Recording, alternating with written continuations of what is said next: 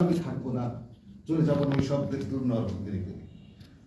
পুঠিয়া মহিলা degree college আয়োজিত বাংলাদেশ জাতীয় দল বিএনপির চেয়ারপারসন আপসী নেত্রী বেগম খালেদা জিয়ার রূপ মুক্তি অনুষ্ঠানে আজকের প্রধান অতিথি সম্মানিত আলহাজ অধ্যাপক নজরুল ইসলাম মন্ডল, প্রতিষ্ঠাতা সভাপতি পুঠিয়া মহিলা ডিগ্রি কলেজ পুঠিয়া রাজশাহী ও 2018 ও 2026 ত্রয়োদশ জাতীয় সংসদ নির্বাচনে রাজশাহী 5 পুঠিয়া দুর্গাপুর বিএনপির মনোনীত ধানের শীষের সংসদ সদস্য পদপ্রার্থী ও সাবেক উপজেলা চেয়ারম্যান পুঠিয়া রাজশাহী বিশিষ্টমন্ত্রী অ্যাডভোকেট মোহাম্মদ আব্দুল হামিদ, সভাপতি গভর্নিং বডি পুঠিয়া মহিলা ডিগ্রি কলেজ।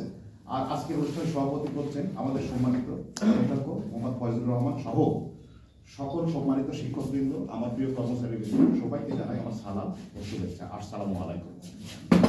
আসলে আজকে আমরা এমন একটা দিনে এমন একটি অনুষ্ঠানে আয়োজিত করছি যখন শুধু বাংলাদেশ না, গোটা বিশ্ব আজকে শোকে নিমজ্জিত, যেটা বিশ্বের ইতিহাসে অত্যন্ত বিরল। পৃথিবীতে বহু রাষ্ট্রপ্রধান গেছে, বহু রাষ্ট্র নায়ক আসছে, তারা কিন্তু এত বড় প্রভাব রাখেনি যেটা আজকের এই বাংলাদেশের রাজনৈতিক সংকটময় পরিস্থিতিতে বেগম খালেদা জিয়া রাখছে। আমরা পৃথিবীতে অনেক মহিলা নেত্রী, প্রভাবশালী মহিলা নেত্রীর কথা জানি, মার্গারেট থ্যাচারের কথা জানি, চন্দ্রিকা কুমারতুঙ্গার কথা জানি, আমরা জানি ইন্দিরা গান্ধীর কথা জানি, কিন্তু এদেরকেও ওভারটেক করছে বেগম খালেদা জিয়া। ফোর্বস এবং বিবিসির জরিপে 100 জন প্রভাবশালী পৃথিবীতে মহিলা নেত্রী তার মধ্যে খালেদার অবস্থা সবচেয়ে অন্যতম, যেটা আমার জন্য অত্যন্ত গর্বের এবং অত্যন্ত মর্যাদার। আপনারা জানেন যে স্বাধীনতার ঘোষক হিসেবে জিয়াউর রহমান যে ভূমিকা রেখেছিল বাংলাদেশের এই স্বাধীনতা অর্জনে, এবং 7 নভেম্বর পর যখন রাষ্ট্র ক্ষমতা দখল করে তখন তিনি দেখেন যে এই দেশটা আসলে আমরা 55,598 বর্গ মাইল স্বাধীনতা পেয়েছি, কিন্তু আসলে আমরা কিন্তু তখন স্বাধীন হয়েছিলাম না 72 থেকে 75 পর্যন্ত, কারণ ওই সময় আমাদের জাতীয়তাবাদ ছিল বাঙালি।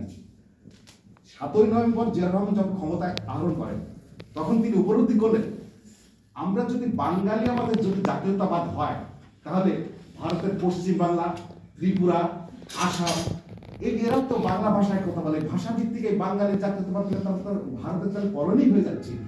এই জায়গাতে জিয়াউর রহমান দার্শনিক প্রেক্ষাপট নিয়ে আসলেন যে আমাদের বাংলাদেশের নাগরিকের মর্যাদা দরকার এবং বিশ্বে আমাদের পরিচিত দরকার। তখন তিনি একটা দার্শনিক মতবাদ তৈরি করেন যে আমাদের নাগরিক মর্যাদা হবে আমরা সবাই বাংলাদেশি, আমাদের একটাই দর্শক মানে বাংলা আমাদের পরিচিতি হবে আমরা সবাই বাংলাদেশ জাতীয়তাবাদের নাগরিক। জিয়াউর রহমানকে যদি আমরা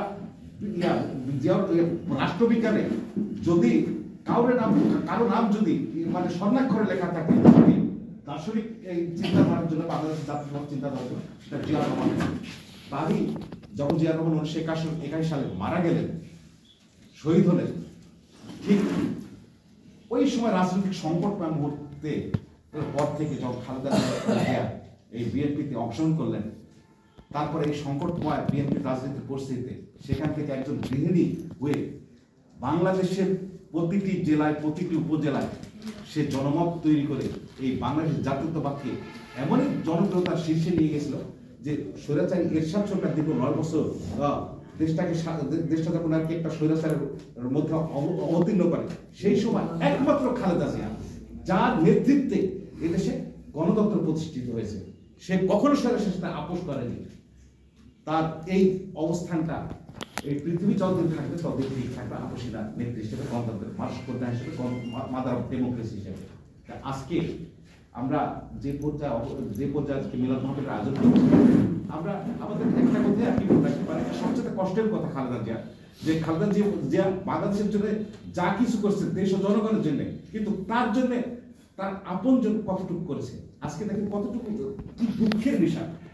যৌবনকাল সে স্বামীকে হারালো, জেল জীবনে তার মাকে হারালো, জেল জীবনে তার সন্তান ছোট ছেলে বকুকে হারালো, আজকে মৃত্যু শয্যায় পাশে তার কেউ নাই, পাশে শুধু এই দেশবাসী।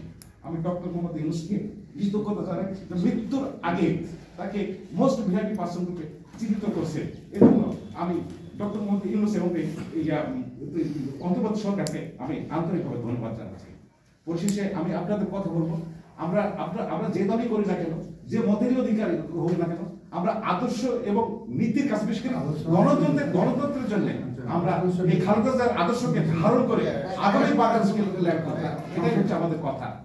পরিশেষে আমি খালেদা জিয়ার আত্মার খালেদা জিয়ার রোগ মুক্তি কামনা হচ্ছে মহান আল্লাহর কাছে, আল্লাহ তাকে সুস্থ করে দাও। সবাইকে ধন্যবাদ। অনেক ধন্যবাদ। এ পর্যায়ে আসলে আমাদের যিনি আজকের অনুষ্ঠানের মধ্যমণি, আজকের অনুষ্ঠানের প্রধান অতিথি, একটা জানাজায় উনি অংশগ্রহণ করবেন, অত্যন্ত ব্যস্ত মানুষ। তাই এখন আমি এ পর্যায়ে স্যারকে কিছু কথা বলার জন্য অনুরোধ রাখছি। এখন আপনাদের সামনে গুরুত্বপূর্ণ বক্তব্য রাখবেন আজকের এই অনুষ্ঠানের সম্মানিত প্রধান মেহমান অধ্যাপক আলহাজ মোহাম্মদ নজরুল ইসলাম মণ্ডল।